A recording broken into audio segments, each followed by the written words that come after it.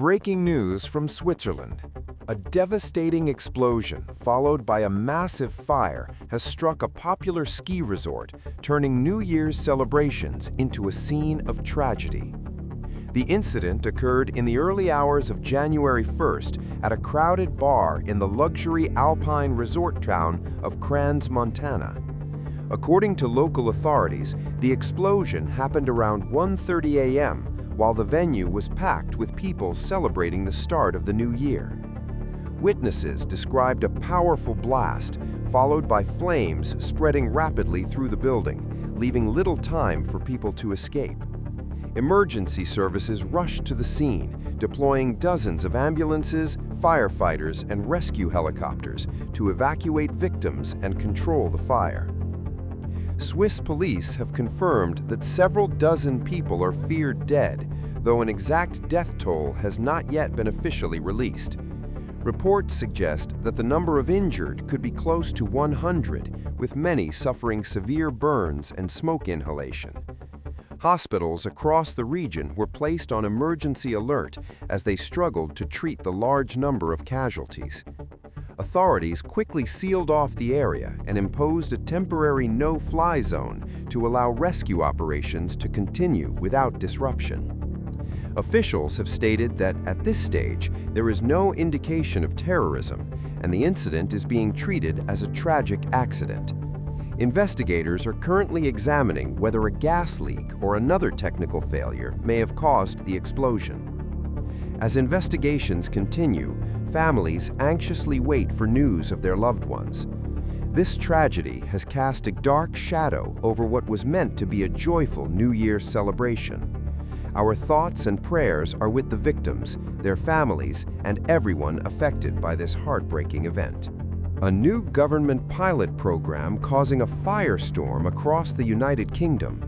As the new year of 2026 begins, the British public is asking one question: who is the government actually working for? For years, the MIG Hotel has been the ultimate symbol of a broken system, costing the taxpayer an eye-watering £8 million every single day. These private contracts with Hilton and Britannia have become a black hole for public funds. The government's new solution? End the hotel stays. But they aren't doing it by speeding up deportations. They're doing it by moving asylum seekers into council housing. The government's argument is that it's going to save money. Rather than putting people in hotels or private rented accommodation, they can build council houses or refurbish them. It sounds like a pragmatic fiscal move on paper. If you own the building, you stop paying the private hotelier. But in the world of social policy, there is no such thing as a free house. Every roof given to an asylum seeker is a roof that is not available to a veteran, a struggling young family, or a pensioner. Let's look at the numbers the government wants to gloss over. 1.33 million. That is the number of British citizens currently on the waiting list for social housing in England alone. It is the highest number in a decade. These are people whose parents and grandparents built these communities. To suggest that these are going to the top of the queue, above the born and bred residents, is absolutely disgusting. They should not be given any form of social housing until every single person on the list has a choice. The tension here is between two philosophies: need versus contribution. The UK system is currently weighted towards need. If you have nothing, you move to the front. But this ignores the social contract, the idea that if you contribute to a society for 40 years, that society owes you a safety net before it owes a stranger. Then there is the pull factor. The government claims they want to smash the gangs and stop the boats. But what is the best marketing tool a human trafficker could ask for? It's not just a hotel room.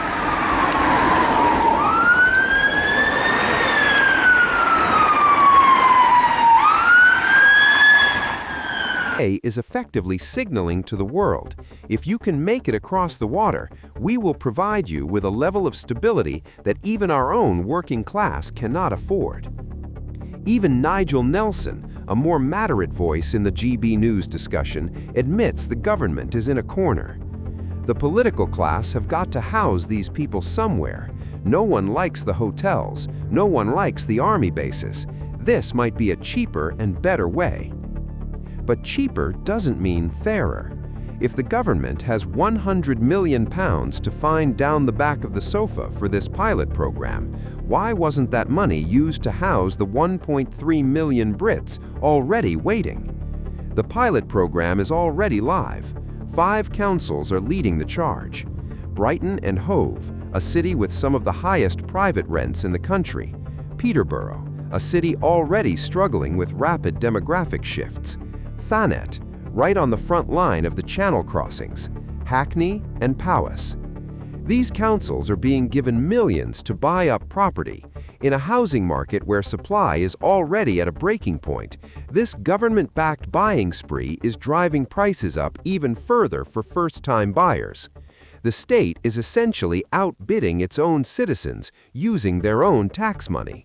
Social housing was designed to be a reward for a productive, cohesive society. It was the Homes for Heroes promise after the World Wars. When you decouple housing from contribution, you lose the consent of the governed. When a young British worker sees a significant portion of their paycheck go towards taxes that fund a house they themselves could never afford to buy for someone who has never paid into the system, the result is resentment. And that resentment is exactly what we saw boiling over in the streets of the UK throughout late 2024. The government thinks they have found a clever accounting trick. Move migrants out of hotels, put them in council houses, and the daily cost headline goes away. But they've traded a financial problem for a social one. By prioritizing the needs of those who arrive illegally over the residents who have waited for years, they're not just fixing a housing crisis, they're creating a crisis of identity and fairness that may take generations to heal. Is this a pragmatic solution to a massive bill, or is it a final betrayal of the British taxpayer? Let us know your thoughts in the comments.